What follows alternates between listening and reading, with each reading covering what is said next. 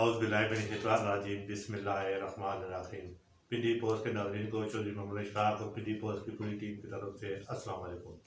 ہمیں جیسا کہ آپ کو پتہ ہے کہ ربیع الاول کا مبارک مہینہ شروع ہو چکا ہے اور آج ربیع الاول کی 5 تاریخ ہے، تو اس ماہ مقدس کی اہمیت و فضیلت جاننے کے لیے آج ہمارے ساتھ موجود ہیں خطہ پٹوار کے معروف عالم دین جناب قاری محمد سلیم چشتی صاحب۔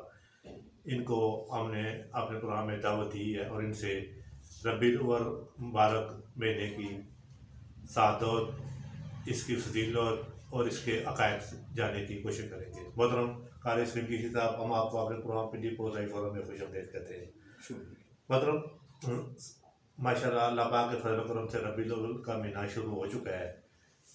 آج 5ویں یا غالباً 6ویں تاریخ ہے، تو سب سے پہلے یہ بتائیں کہ ربیع الاول کا استقبال کیسے کیا جائے؟ بسم اللہ الرحمن الرحیم، نحمدہ ونصلی ونسلم علی رسولہ الکریم، اما بعد فاعوذ باللہ من الشیطان الرجیم، بسم اللہ الرحمن الرحیم۔ زمین و آسمان کے مالک کا بہت احسان اور شکر ہے جس پروردگار نے یہ مقدس مہینہ، جس کی نسبت نبی کریم صلی اللہ علیہ وسلم کی ولادت باسعادت کے آپ کی ذات کے ساتھ ہے، پھر ہمیں نصیب فرمایا۔ قرآن پاک میں زمین و آسمان کے مالک ارشاد فرماتے ہیں، وَذَكِّرْهُمْ بِأَيَّامِ اللَّهِ، خاص دن جو ہیں، جن دنوں کے اندر اللہ تعالیٰ کی خصوصی رحمت کا نزول ہوا، اللہ تعالیٰ نے مہربانیاں فرمائیں، اللہ تعالیٰ فرماتے ہیں ان دنوں کو یاد رکھو۔ جی، تو ان دنوں میں ربیع الاول شریف کی 12 تاریخ یعنی 12 تاریخ کا دن جو ہے، جی، یہ ہمارے لیے بڑی سعادت والا دن ہے، جی، رحمتوں والا دن ہے، چونکہ سرکار کی آمد سے پہلے بھی اس مہینے کا نام ربیع الاول تھا، جی، جس کا معنی ہے پہلی بہار، پہلی بار، اور سرکار کی آمد پر بہاروں میں اور بہار آ گئی۔ جی، تو اس کا استقبال بھی کیوں کرنا چاہیے؟ اس لیے کہ اس کی نسبت نبی کریم صلی اللہ علیہ وسلم کی ذات کے ساتھ ہے۔ تو اس لیے ہمیں چاہیے کہ اس مہینے کے اندر جس طریقے سے ہم باقی دن مناتے ہیں 14 اگست وغیرہ، جی، تو اسی طریقے سے ہمیں اس ماہ مبارک کے اندر اللہ اور اس کے رسول کو خوش کرنے کے لیے جی، توبہ بھی کرنی چاہیے، یہ استقبال کا حصہ ہے۔ جی، کوتاہیوں کی معافی مانگنی چاہیے جی، اور درود و سلام کی کثرت کرنی چاہیے جی، اور نماز کی پابندی کرنی چاہیے۔ ویسے تو پورے سال میں یہ ضروری ہے، جی، لیکن جب انسان توبہ کر لیتا ہے اس کے بعد پھر تب پابندی ضروری ہو جاتی ہے۔ تو اس لیے اس ماہ مبارک کا استقبال زیادہ سے زیادہ درود شریف پڑھ کر کیا جائے۔ محترم قاری سلیم چشتی صاحب، یہ بتائیں کہ ربیع الاول کی نسبت، اہمیت اور فضیلت ہمارے سننے والوں کو۔ بزرگان دین یہ فرماتے ہیں، العلم فی الکتب لا فی الصدور، جی، العلم فی الکتب لا فی الصدور، اس کا معنی یہ ہے کہ علم کتابوں میں ہوتا ہے، سینوں میں نہیں ہوتا۔ نہیں ہوتا۔ جہاں تک اس کی فضیلت کا ذکر ہے، وہ میں چند علماء کرام اور چند کتابوں کا نام آپ کو گوش گزار کرتا ہوں۔ محدثین کے نزدیک، جو 10ویں صدی کے بعد میں محدثین ہیں، ان کے نزدیک شیخ عبدالحق محدث دہلوی رحمۃ اللہ علیہ آپ کو محقق کہا جاتا ہے، جی، اور بہت بڑے محدث ہوئے ہیں جی، اور بہت بڑے ولی کامل ہوئے ہیں۔ جی، ان کے بارے میں یہ ہے کہ نبی کریم صلی اللہ علیہ وسلم نے خود ان کو ہندوستان میں بھیجا تھا۔ آپ کی ایک کتاب ہے جس کا نام ہے مصابۃ السنہ، جی، جس کے اندر 12 مہینوں کا تذکرہ ہے۔ جہاں ربیع الاول شریف کا تذکرہ ہے، تو آپ فرماتے ہیں کہ نبی کریم صلی اللہ علیہ وسلم آپ کا یہ مہینہ ربیع الاول شریف اور اس کی خاص وہ تاریخ جس تاریخ کو نبی کریم صلی اللہ علیہ وسلم دنیا میں تشریف لائے، آپ کی ولادت باسعادت ہوئی، یہ لیلۃ القدر سے بھی افضل ہے۔ اور اسی طریقے سے علامہ قسطلانی محب اللہ دنیا میں نقل فرماتے ہیں، جی اور اسی طریقے سے انوار محمدیہ کے اندر علامہ یوسف نبھانی رحمۃ اللہ علیہ نقل فرماتے ہیں۔ اسی طریقے سے علامہ شیخ رشید بن مصطفیٰ حلبی آپ نے کتاب دورہ الثنیہ کے اندر نقل فرماتے ہیں۔ جی بہت ساری کتابوں میں یہ ہے کہ وہ دن اور رات، وہ صبح، جس صبح سرکار تشریف لائے وہ لیلۃ القدر سے افضل ہے۔ اب یہ پتہ چلا کہ یہ مہینہ بھی بڑی فضیلت والا ہے، جی۔ وہ دن اور رات، وہ صبح بھی بڑی فضیلت والی ہے۔ جی محترم قاری صاحب یہ بتائیں کہ اسلام میں ربیع الاول کے مہینہ کا نمبر کتنا ہے؟ ہاں، پہلا مہینہ ہے محرم شریف کا، جی جو اسلامی مہینے ہے، جی پھر دوسرا ہے صفر، اور تیسرا ربیع الاول شریف کا مہینہ ہے۔ اب تیسرا نمبر ہے ویسے گنتی کے لحاظ سے۔ محترم قاری صاحب اس ماہ مقدس میں کون کون سے اہم واقعات رونما ہیں، ایک دو ہمارے سننے والوں کو سنا دیں۔ اچھا، ویسے تو بہت سارے اہم واقعات ہیں، لیکن ان میں سے پہلا عام تو یہی ہے کہ سرکار دنیا میں تشریف لائے، اس سے بڑھ کر اور کیا ہو سکتا ہے۔ تو جب سرکار دنیا میں تشریف لائے تو آتش قدہ جو فارس کا تھا، جی جو 1000 سال سے آگ رات اور دن میں جلتی رہتی تھی، سرکار کی آمد کے اوپر وہ آتش قدہ، آتش پرستوں کا وہ ختم، بجھ گئی، وہ آگ بجھ گئی۔ جی ان اہم واقعات میں سے ایک ہے یہ بھی۔ جی آپ کی جب آمد ہوئی تو عمر بن قتیبہ آپ فرماتے ہیں، آپ راوی ہیں، آپ فرماتے ہیں کہ جس سال نبی کریم صلی اللہ علیہ وسلم کی ولادت باسعادت ہوئی نا، اس بات کو علامہ جلال الدین سیوطی رحمۃ اللہ علیہ نے بھی نقل فرمایا، علامہ قسطلانی بھی نقل فرمایا، اور علامہ نبھانی نے بھی نقل فرمایا، ابو نعیم نے بھی اس کو نقل فرمایا کہ رب ذوالجلال نے فرمایا کہ اس سال کسی گھر کے اندر بچی پیدا نہیں ہونی چاہیے، ہر گھر کے اندر بچے ہی پیدا ہوگا۔ اچھا یہ سرکار کی آمد، اس کی ایک تو وجہ یہ تھی کیونکہ اہل مکہ کے اکثر قبیلے جو تھے نا، جی وہ اپنی بچیوں کو زندہ درگور کر دیتے تھے، جی یعنی وہ زندہ ہی دفن کر دیتے تھے۔ وہ یہ بزدی سمجھتے تھے کہ ہمارے گھر میں بچی پیدا ہو پھر کوئی ہمارا داماد بنے۔ رب ذوالجلال نے فرمایا کہ چونکہ یہ بچیوں کو زندہ درگور کیا جاتا ہے، تو رب ذوالجلال نے حکم فرمایا کہ کسی گھر کے اندر بچی نہیں ہوگی، اچھا ہر گھر کے اندر جاؤ، جو بچیاں بن چکی تھی وہ بچے بنا دیے گئے۔ اچھا بہت سارے واقعات ہیں جو ربیع الاول سے منسوب ہیں، اور یہ ایک دو واقعہ میں نے مطلب قاری صاحب ربیع الاول کے مہینہ کو اسلام سے قبل کس نقطہ نظر سے دیکھا جاتا تھا، اور حضور پاک صلی اللہ علیہ وسلم کی آمد کے بعد کس نقطہ نظر سے دیکھا جاتا ہے؟ سرکار کی آمد سے پہلے بھی اس کا نام تو ربیع الاول ہی تھا، جی لیکن اس کے ساتھ ساتھ یہ تھا کہ بہت ساری آسمانی کتابیں اور بہت سارے پہلے جو اہل کتاب تھے جی وہ جانتے تھے کہ ربیع الاول وہ مہینہ ہے جس کے اندر آخری نبی کی ولادت باسعادت ہوگی، جی یعنی ان کے نزدیک بھی اس نام سے بھی پتہ چلتا ہے کہ کوئی تو بات تھی کہ اس کا نام ربیع الاول رکھا گیا، یعنی پہلی بہار والا مہینہ، جی کوئی تو راز تھا نا جی تھا کہ اس کا نام ہی ایسا چناؤ کیا گیا۔ جی مہینے تو اور بھی ہیں، اور بھی لیکن اس کا چناؤ پہلی بہار، جی تو پہلی بہار تو تب بھی ہو سکتی تھی کہ جب آخری نبی اس میں تشریف لائیں تو ساری بہاروں کے سردار بہار آ جائے۔ تو پہلے بھی جتنے انبیاء کرام گزرے ہیں نا، وہ میرے آقا کی آمد کے تذکرے کرتے آئے، جی تذکرے کرتے آئے۔ اور چونکہ آسمانی کتابیں اس وقت تو تبدیل ہو چکی ہیں، انجیل برناباس کے اندر یہ موجود ہے کہ سرکار کی آمد کا تذکرہ عیسیٰ علیہ السلام نے جب کیا، جی عیسیٰ علیہ السلام فرماتے ہیں کہ من بعد اسمہ احمد، یہ ہمارے قرآن میں بھی ہے اور انجیل برناباس میں بھی ہے۔ آپ نے فرمایا میرے بعد آنے والے جو نبی ہیں ان کا نام احمد ہوگا، اور ان کی شان اور مقام اور مرتبہ یہ ہے کہ ان کی جوبلی ہر سال منائی جائے گی۔ یہ عیسیٰ علیہ السلام فرما رہے ہیں، تو یعنی یہ خوشی کا دن یہ انجیل برنباس جو ہے نا اس وقت امریکہ کی لائبریری کانگریس لائبریری میں جی اور لندن کی عجائب گھر کے اندر یہ اصل انجیل برنباس موجود ہے، اچھا جبکہ اس کی ویسے تو انجیل یوحنا، لوکا، متی وغیرہ یہ کو 30 قسمیں بن چکی ہیں. جی ہر قسم جو ہے نا، ہر انجیل دوسری سے مختلف ہے، مختلف ہے. لیکن انجیل برنباس کے اندر ہمارے آقا کے فضائل جو ہے نا جی یہ اب انہی کے گھر میں پڑی ہے. اگر امریکہ ہے تو وہ بھی ان کا ہے، اگر لندن ہے تو وہ بھی ان کا ہے. تو اس وقت اس کی کچھ آیات جو ہیں نا جن سے جن ایتوں کے اندر ہمارے آقا کا تذکرہ ہے، جی وہ ایک عالم دین نے وہ اس میں سے نکال کر نا ایک چھوٹی سی انجیل بنائی ہے جی جو جنم سے چھپ رہی ہے. اچھا. وہ میری لائبریری میں موجود ہے.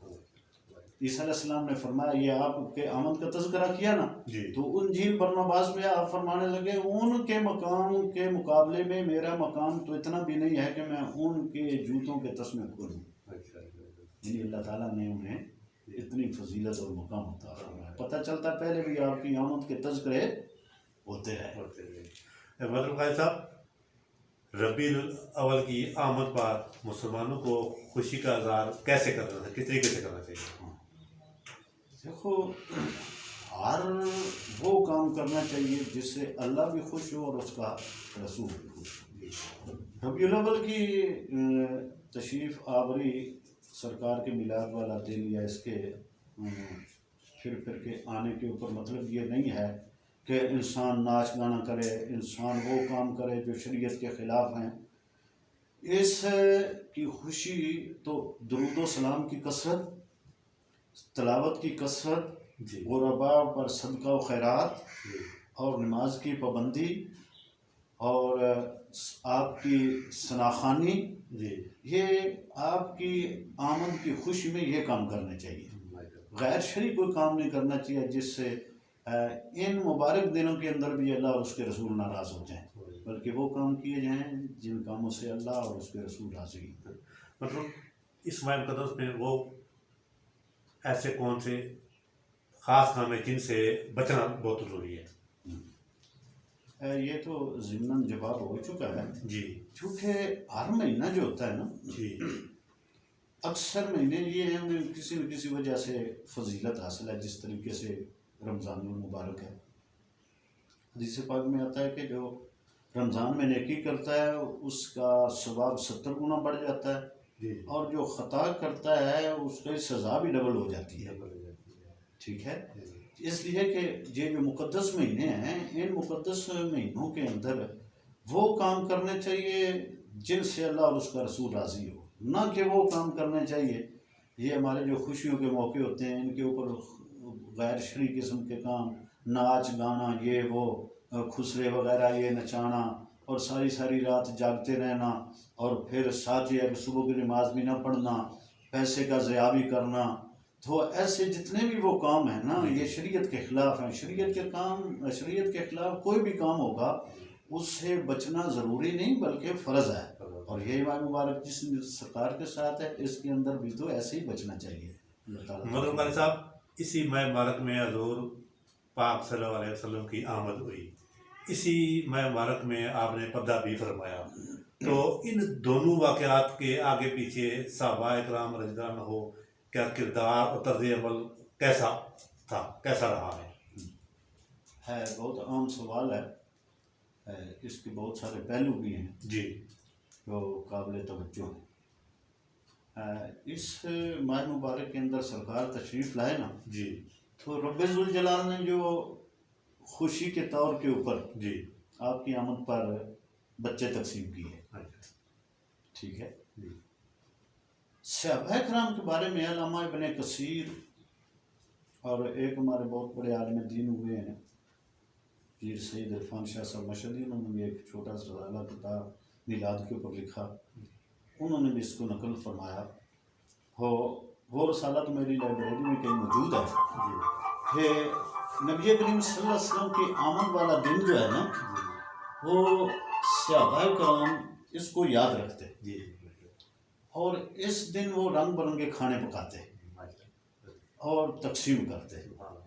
بہت ساری کتابوں کے اندر اس کا تذکرہ ہے. ایک عالم دین محدث ہوئے ہیں جی جن کا نام ہوا ہے عبدالحق الہ آبادی، ان میلاد کی کتاب لکھی ہو، اس کتاب کے اندر انہوں نے یہ نقل فرمایا کہ نبی کریم، بہت ساری ویسے کتابوں میں ویسے شارٹ کر رہا ہوں، جی میرے پاس یہ میری لائبریری میں موجود ہے، وہ فرماتے ہیں کہ نبی کریم صلی اللہ علیہ وسلم حضرت عامر انصاری کے مکان کے قریب سے گزرے جی تو وہ نبی کریم صلی اللہ علیہ وسلم کی آمد کے تذکرے کر رہے تھے۔ جی گویا یہ پتہ ہے ایک اور صحابی ہیں جن کے گھر کے پاس سے گزرے تو وہ بھی سرکار کی آمد کے تذکرے کر رہے تھے، تو نبی کریم صلی اللہ علیہ وسلم نے دعا فرمائی، تو آپ نے فرمایا یا الہ العالمین، ان کے لیے اپنی رحمت کے دروازے کھول دے۔ اسی طریقے سے سرکار کے دنیا سے تشریف لے جانے کے بعد سیدنا صدیق اکبر نے، یہ علامہ عابد سندھی ہوئے ہیں، ان کی کتاب ہے رسائل خمس، وہ بھی میرے پاس موجود ہے، اور ایک ملا جیون رحمۃ اللہ علیہ کے بیٹے ملا علاء الدین ہوئے ہیں، انہوں نے ایک کتاب لکھی ہے وجیز الصراط، یہ بھی میری لائبریری میں موجود ہے۔ انہوں نے حوالہ دیا ہے کتاب الشمالی کا۔ میں نے اپنے استاد جی سے پوچھا یہ کتاب الشمالی کے لکھنے والے کون ہیں؟ انہوں نے فرمایا کہ ان کے لکھنے والے ہیں شیخ ابو حامد۔ میں نے ان سے پوچھا یہ کب ہوئے ہیں؟ انہوں نے کہا کہ یہ 450 سنہ ہجری میں ان کا وصال ہے، 450 سنہ، یعنی آج سے 10 صدیاں پہلے ہوئے ہیں۔ تو انہوں نے کتاب الشمالی میں یہ نقل فرمایا کہ 12 ربیع الاول کا دن تھا، سیدنا صدیق اکبر رضی اللہ تعالیٰ عنہ آپ نے 100 اونٹ ذبح کیا، 100 اونٹ ذبح کیا۔ دن کون تھا؟ 12 ربیع الاول کا۔ 100 اونٹ ذبح کیا اور وہ تقسیم کیا۔ اب میں اتنی تفصیل کے ساتھ کتابوں کے حوالے دے کر بات اس لیے کر رہا ہوں کہ کوئی یہ نہ کہے جی یہ کہیں نہیں لکھا ہوا، ٹھیک ہے نا۔ پھر کتاب الشمالی کی میں نے تحقیق کی، یہ چھپی ہے یا نہیں چھپی، تو مجھے پتہ چلا کہ یہ مدینہ لائبریری میں موجود ہے یہ کتاب الشمالی۔ جیسا کہ علامہ شیخ ابو حامد آپ نے لکھا، وجیز الصراط کے اندر بھی یہ واقعہ موجود ہے، اور رسائل خمس کے اندر بھی یہ موجود ہے کہ سیدنا صدیق اکبر نے 100 اونٹ ذبح کیا۔ آج کا اندازہ لگایا جائے کہ آپ کے ولادت والے دن سیدنا صدیق اکبر نے اتنے اونٹ جو ذبح کیے، قیمت لگائی جائے تو کروڑوں روپے بنتے ہیں، ٹھیک ہے، صحابہ کرام۔ اسی طریقے سے حسن بصری آپ فرماتے ہیں کہ کاش کہ میرے پاس عود پاٹ جتنا سونا ہوتا اور سرکار کے میلاد کے اوپر میں اس کو خرچ کرتا۔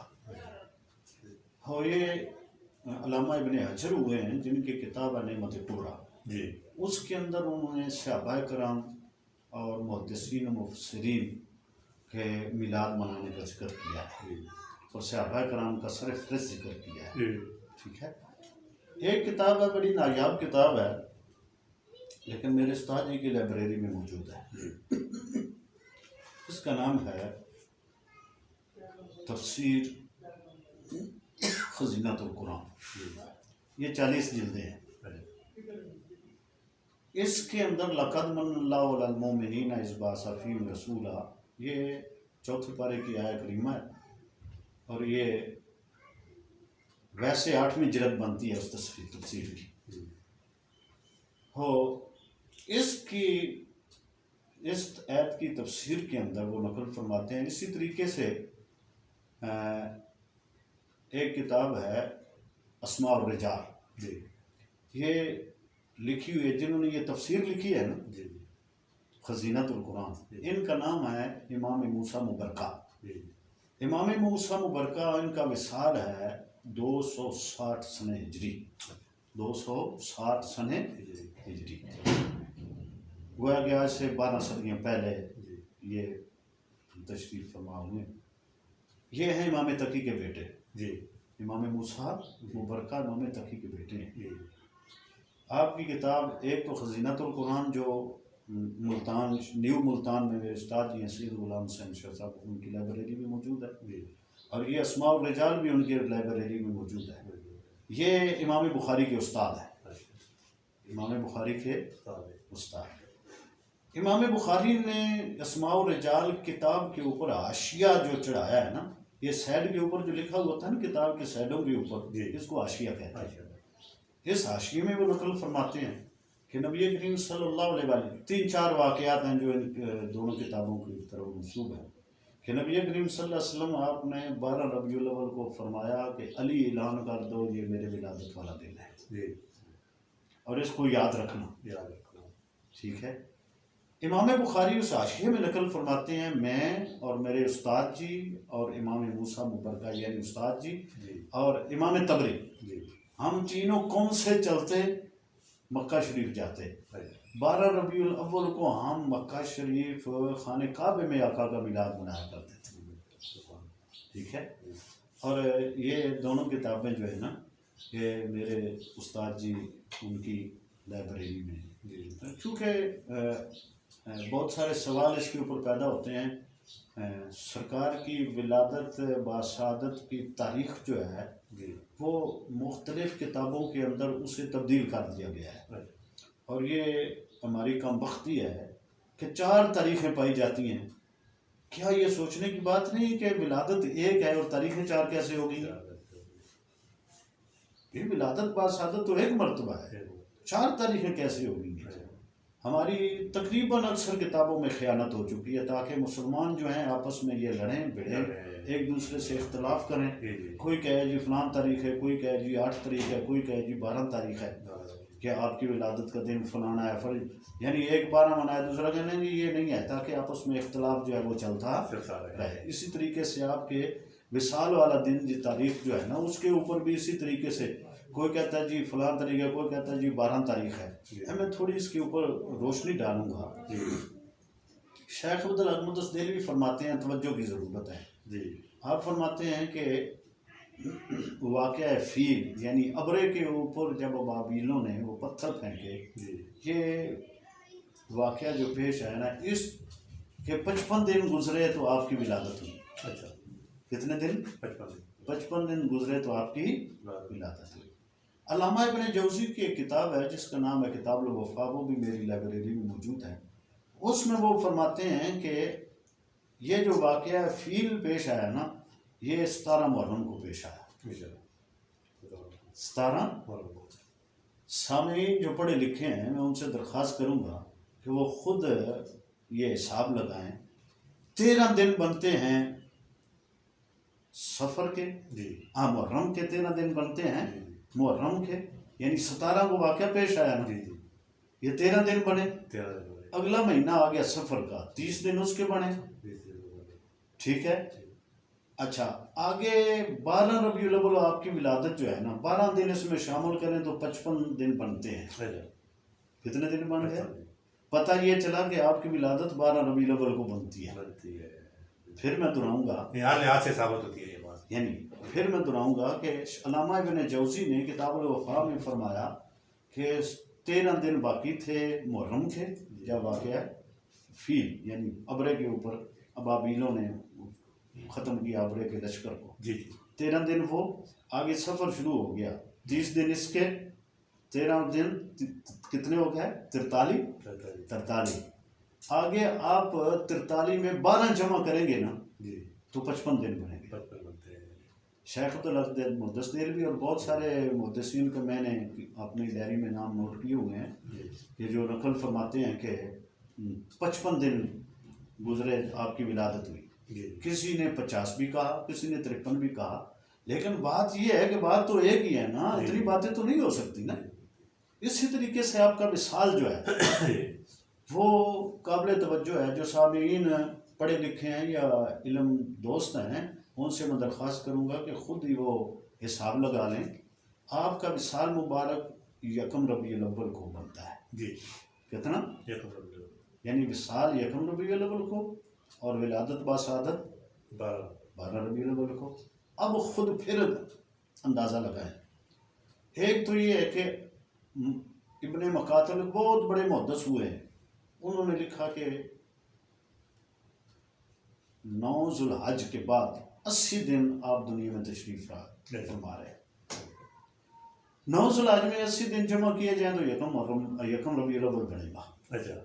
یہ سیدھا سادہ حساب ہے، ٹھیک ہے نا؟ 80 دن تشریف فرما رہا ہے تو آگے 80 دن آگے لے جائیں تو یکم ربیع الاول آپ کا وصال بنے گا. ایک تو یہ حساب ہے جی. دوسرا حساب یہ ہے کہ 9 ذوالحج کو جمعہ تھا جی. 9 ذوالحج کو جمعہ تھا. اس ہفتے کے لحاظ سے آگے چلتے جائیں نا تو آپ کا چونکہ وصال مبارک ربیع الاول کے سوموار کو ہے، مہینہ ربیع الاول کا تھا، دن سوموار کا تھا. اگر 9 ذوالحج جمعہ ہونا پھر یکم ربیع الاول سوموار بنتا ہے، پھر 8 کو سوموار بنتا ہے. جو لوگ یہ کہتے ہیں کہ 12 ربیع الاول آپ کا وصال ہے، وہ حساب لگا کر دیکھیں کہ 12 ربیع الاول سوموار بن ہی نہیں سکتا، جبکہ آپ کا وصال ہے تو سوموار کو ہے بھی ربیع الاول میں.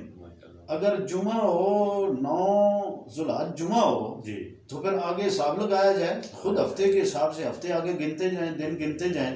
یکم ربیع الاول کو سوموار بنے گا یا پھر 8 ربیع الاول کو سوموار بنے گا. جو لوگ یہ کہتے ہیں کہ ہے بھی سوموار اور ہے بھی 12 ربیع الاول، وہ کسی طریقے سے ثابت ہی نہیں کر سکتے. اگر یہ ثابت کر لیں کہ 12 ربیع الاول سوموار تھا اور آپ کا وصال 12 ربیع الاول بھی ہے اور سوموار بھی ہے، میں اور تو کچھ نہیں کہہ سکتا. 50,000 روپے انعام دوں گا اس کو جس نے یہ ثابت کر دیا. اس لیے کہ 9 ذوالحج جو ہے جمعہ، یہ تو امام بخاری نے بھی جمعہ لکھا، محدثین نے جمعہ لکھا ہے، سارے جمعہ لکھ رہے ہیں، ٹھیک ہے. اور اکثر تفسیروں کے اندر یہ جو آیت ہے نا الیوم اکملت لکم دینکم، چھٹے پارے کی، اس آیت کی تفسیر کے اندر جو بڑے بڑے مفسر ہیں نا انہوں نے لکھا ہے کہ جمعے کا دن تھا جو آپ نے 9 ذوالحج کو آج ادا فرمایا. تو یہ تو میں پہلے میں نے کہا نا العلم فی الکتب، علم کتابوں میں ہے، سینوں میں نہیں ہے، ٹھیک ہے نا. تو ان کتابوں کو سامنے رکھیں اور پھر ان کا مطالعہ کریں، اور پھر اس کے بعد آپ کا وصال بھی ایک مرتبہ ہی ہے، باقی تاریخیں غلط ہیں، اور آپ کی ولادت باسعادت بھی ایک مرتبہ ہی ہے، باقی تاریخیں جو ہے وہ غلط ہیں.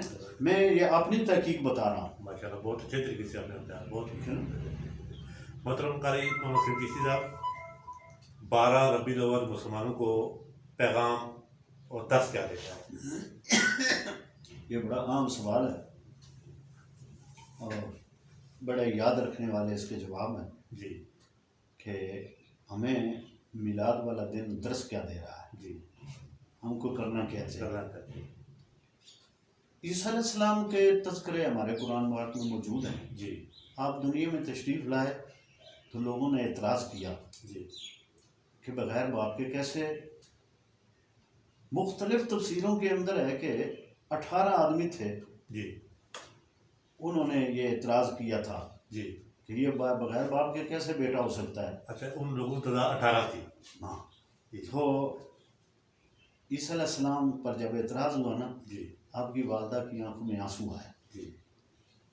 سیرت علبیہ میں ہے کہ عیسیٰ علیہ السلام اپنی والدہ کو کہتے ہیں کہ اماں جی آپ کو پریشان ہونے کی ضرورت نہیں، کہ اب لوگ سامنے آئیں گے میں خود جواب دے دوں گا. اب بڑی عجیب بات ہے نا، بڑی.